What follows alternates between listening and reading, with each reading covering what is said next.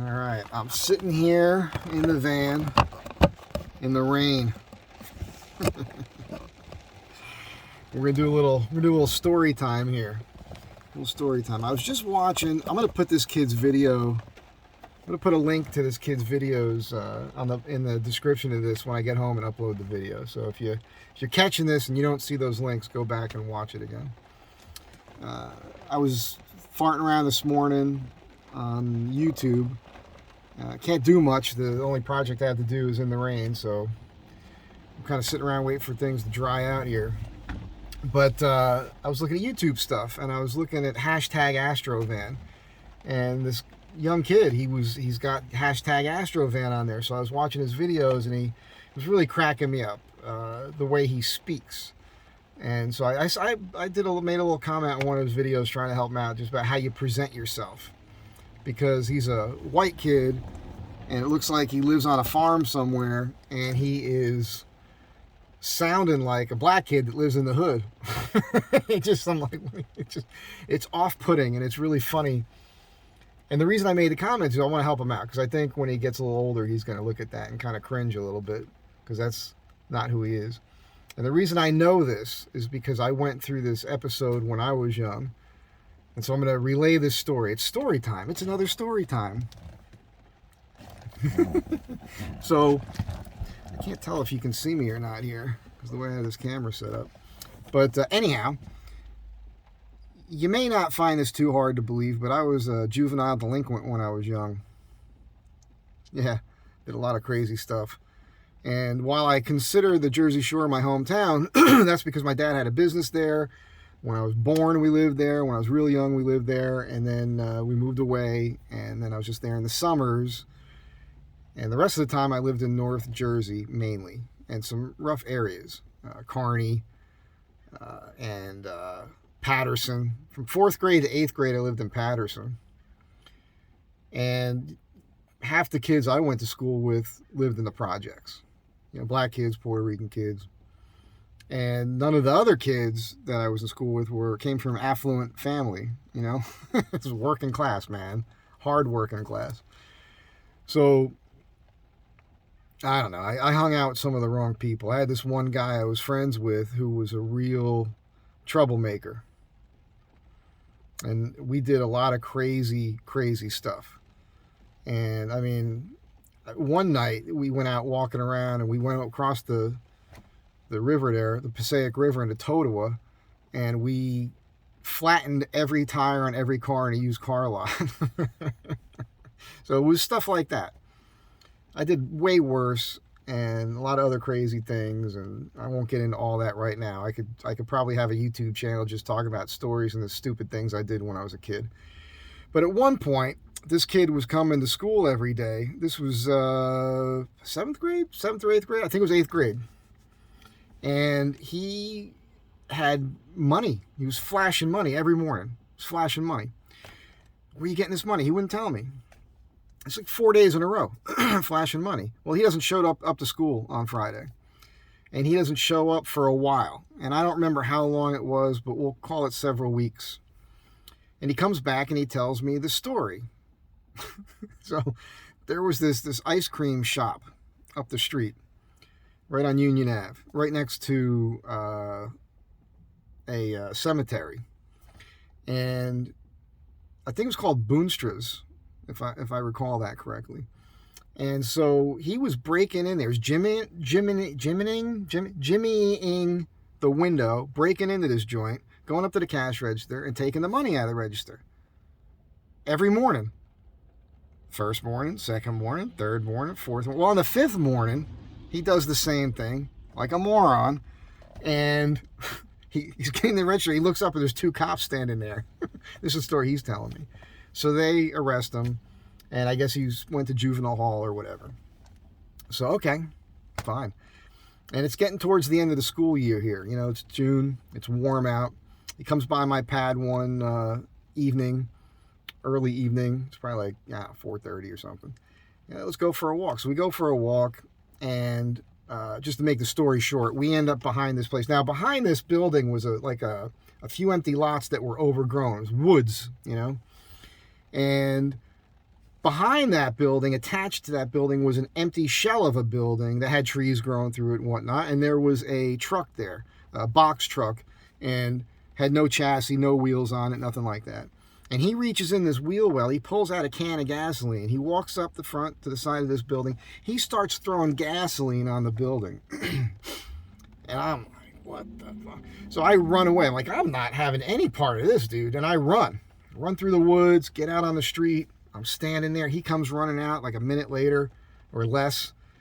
And so we run up this hill. We go over a block. We look down the hill, and we can see the flames 3 times the height of this store. Crazy, man. Totally crazy. So, I don't know, man. But we had Levi's on and you know, sneakers and white t-shirts. I say, take your shirt off. Let's walk calmly with our shirts off, in case they saw a couple kids in white t-shirts running away. We got to my pad. My mom was there, and we're like, hey, ice cream shop's on fire, you know. Oh, wow, you know, the alarms going off, fire trucks, you know. So we blew it off. I don't remember how long after that it was, but I came home from school one day, and my mom was sitting there in the living room with a detective, plainclothes detective. I think he's wearing a suit. And he's asking me questions, because this kid was a suspect. And I'm sitting there lying. I'm just lying. I'm just sitting there lying. I remember I was swinging on the door, you know. Oh, yeah, I don't know anything. And then a couple weeks went by, and I came home from school, and my mom's real upset. And she says, we have to go to the police department. I just got a call from the detective, and somebody called, and they're blaming you for burning the store down. Somebody said I did it. Well, at that point, I was like, whoa. This just got serious. Like, as if burning down a store wasn't serious enough. It's crazy, man. And so I told my mom, I said, I am so sorry. You know, I lied. I was there. She goes, well, let's go. So we go to the police department. We sit there. I tell the whole truth, nothing but the truth, so help me God. And so they write out a statement. Here's the thing. When you give a statement to the police, they write the statement out exactly as you speak. You heard me? So if you say yeah, they type yeah in response to a question. Were you here on this? Yes. Or yeah. And they give you this statement to read so you can sign it to verify what you just said is accurate. And I read that statement. I was flabbergasted, disappointed, and just dismayed in how I sounded. I sounded like such a street punk. I was a street punk. I was a punk kid. I sounded like one of the Bowery Boys. If you ever watched, you got to watch the Dead End Kids. You know, the Bowery Boys, I think on TCM on Saturday mornings, they usually play their movies. You know, Satch, Slim, all those dudes. Because that's exactly what I sounded like. And it was horrible. Like, holy crap. And that was the moment I learned, in my mind, like a switch went off about how you sound when you're speaking, especially when you're a young person. And when you're young, you just don't know anything. And you're not being self-reflective. And you think maybe something that sounds cool or something is, you know, my sister lived in, she's still living there now. She's been back and forth a little bit. But, I mean, as a kid, I was constantly giving her crap because she sounded Puerto Rican. She's a little white girl with blonde hair. She's got that neck head bob thing going. Speaks Spanish, you know. I mean, she was a hood rat. She still got that attitude. Thank God I taught her how to fight. She's kicked some ass. But she had to. She grew up kind of on the street. And it's just funny because for years I would constantly try to correct her. She had this real bad habit of right, and every sentence, right, right. So I would always say, well, if you say so. Well, you just said it. Okay, yeah, if you say so. So we totally break up the conversation and annoy her to the point where she doesn't do that any longer. I was trying to explain to her, the way you sound is going to hurt you in life. down the road, trying to get a job, working with other people. You just can't speak that way. It's just silly and nonsensical. Kind of brings up this other thing. When I was in school, all those kids that lived in the projects, right? And again, I don't care what color anybody is. Doesn't mean anything to me. You are who you are. You're either a nice person or you're not. Whatever. But those kids, those black kids, those Puerto Rican kids, and all of us white kids and whatever. And with the white kids, there's a whole other breakdown there that a lot of people don't think about, right? Because you got your Jewish kids, you got your Italian kids, your Irish kids, all these different little things that they all goof on each other for different reasons. When I grew up, people would just throw the word racism around now, but in my day, we really ripped on one another in kind of a fun way. We pointed those things out and goofed on each other and laughed about it because it all sounded ridiculous to us. Calling someone a honky or something was laughable. It was funny to us. So, yeah. Anyhow, I was going off track here a little bit, but I'll try to reel this back a little about where I was going with this. Oh yeah, so we all learn English. We all learned how to speak English. We had English tests, and that's what we did. So we all sounded the same. Rap hadn't been around yet. Rap hadn't happened yet. It was happening on the streets of New York City. Blondie did the first rap song, Rapture. And she did that because she was hearing these dudes on the street corner. Run DMC came along, all that. And what happened was a white guy came along and he saw a way to make money with this street music, rap.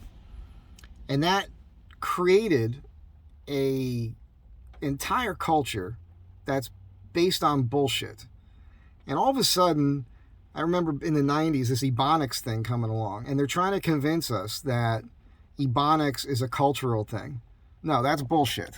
It's always been bullshit. It's bullshit. And it makes me crazy because there's a whole thing that's considered culture now that was 100% completely invented. MTV is an interesting thing because before MTV, if you heard a song, every time you heard that song, you could have a different movie playing in your head. After MTV, and you saw that song, that video, every time you hear that song, you have that video playing in your head. And that's the definition of programming, right? So they programmed a whole generation of kids with this way to be, trying to make it cool or whatever. And it's like the worst thing ever. And so now you have young people, white or black, doesn't matter, but they're speaking in a way that they think is all hip or cool or tough, makes them sound tough or edgy. No, you sound like a moron. You sound like a juvenile delinquent. And it's no way to get ahead in life is all I'm saying. Not that I'm ahead in life. I'm kind of a bum, This is hobo chic here, hobo chic. But I'm a grown man, and I'm comfortable with who I am. So you can do better than me. And it all starts with how you present yourself to everybody else in the world. So be good to one another. Keep trying to help each other out. That's all I'm trying to do. And until next time, bye-bye.